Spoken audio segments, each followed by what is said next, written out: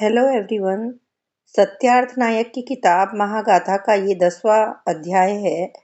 इस अध्याय का टॉपिक है देवता भूखे रह गए।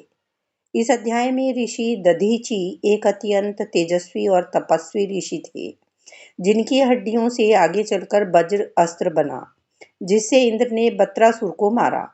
यहाँ बताया गया है कि सभी देवता भूखे रह गए थे, क्योंकि यज्ञों में देवताओं का जो भाग हवन से प्राप्त होता था वह बंद हो गया था। इसका कारण था श्राद्ध की परंपरा का आरंभ होना। मनुष्यों ने पूर्वजों को पिंडदान और तर्पण देना शुरू कर दिया। यज्ञ देवताओं की जगह पितरों के लिए किए जाने लगे। इस परिवर्तन से देवता नाराज भी हुए और विचलित भी। उनका अस्तित्व खतरे में पड़ गया। इसीलिए उन्होंने नारद को उलझन सुलझाने भेजा, ताकि पुनः यज्ञों का संचालन हो सके, देवताओं को आहुति प्राप्त हो सके। तो आइए कहानी की शुरुआत करते हैं। देवता भूखे रह गए। दिन निकला ही था कि ब्रह्मा ने सभी देवताओं को ब्रह्मलोक की ओर आते देखा। उनके प्रवेश करते ही ब्रह्मा मुस्कुराए, किंतु अगले ही पल उन्हें तनाव महसूस होने लगा। सभी दुर्बल और भूखे दिखाई पड़ रहे थे। उनके चेहरों पर चमक नहीं थी और शरीर में मांस से ज्यादा हड्डियां दिख रही थी।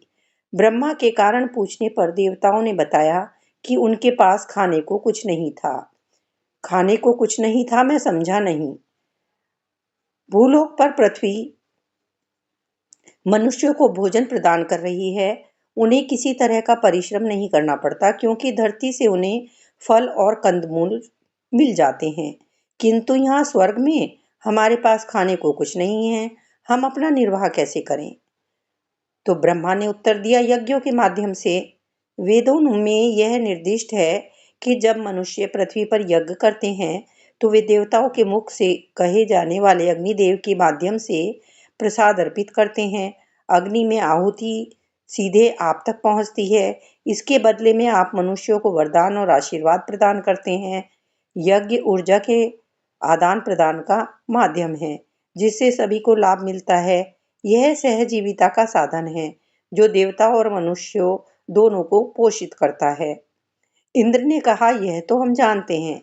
मनुष्य नियमित रूप से पृथ्वी पर यज्ञ भी कर रहे हैं, किंतु उनका प्रसाद हमारे पास नहीं पहुंचता।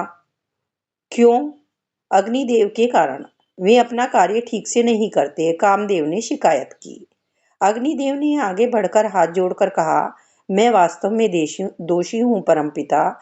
मैं मनुष्यों द्वारा चढ़ाए गए प्रसाद का भक्षण तो कर सकता हूँ, किंतु उन्हें देवताओं तक पहुंचाने में असमर्थ हूँ। मुझे वह कला नहीं आती, इसलिए देवता मेरे कारण भूखे रहे। बताइए मैं क्या करूं?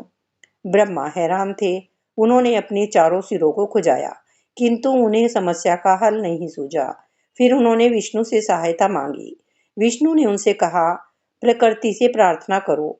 माँ प्रकृति वही हमारी सहायता कर सकती हैं। ब्रह्मा ने प्रकृति का आह्वान किया। प्रकृति ने अनुष्ठान संबंधी प्रसाद की अधिष्ठात्री के रूप में तुरंत एक देवी को उत्पन्न कर दिया। वह यज्ञ की आहुति को रूपांतरित करने और पृथ्वी एवं स्वर्ग के बीच एक महत्वपूर्ण आदान प्रदान को संभव करने हेतु लौकिक वाहन बनने वाली थी। आप ही हमारी जीवन रेखा हैं। ब्रह्मा ने देवी को आशीर्वाद दिया। प्रकृति ने आपको क्या नाम दिया है? स्वाहा। ब्रह्मा ने घोषणा की, अब से यज्ञ में अग्नि को अर्पित की जाने वाली प्रत्येक आहुति स्वाहा शब्द के साथ समाप्त होनी चाहिए। यही यदि उसका नाम नहीं लिया जाएगा, तो अग्नि में दी गई आहुति देवताओं तक नहीं पहुंचेगी। स्वाहा के बिना उच्चारित किया गया कोई भी मंत्र फलहीन वृक्ष, विषहीन सर्प और अज्ञानी मनुष्य के समान होगा। वह यज्ञ अपूर्ण और अशुभ माना जाएगा। देवी ने देवताओं की रक्षा कर ली और ब्रह्मा ने अग्निदेव का विवाह स्वाहा से कर दिया और दोनों सदा के लिए एक हो गए। तो इस कहानी से ये हमें शिक्षा मिलती है कि ऋषि दधीचि के त्याग और अग्निदेव को के आशीर्वाद से देवताओं की समस्या का समाधान हुआ। स्वाहा का विवाह अग्निदेव से हुआ। स्वाहा एक दिव्य स्त्री थी। वह यज्ञ की आहुति को देवताओं तक पहुंचाने का काम करने लगी। जब भी आहुति दी जाए स्वाहा का उच्चारण किया जाए। अब देवताओं की समस्या का समाधान हो गया और देवताओं की भूख भी मिट गई। तो ये कहानी यहाँ समाप्त होती है। अगले चैप्टर 11 में कहानी है ब्रह्मा और विष्णु में होड़।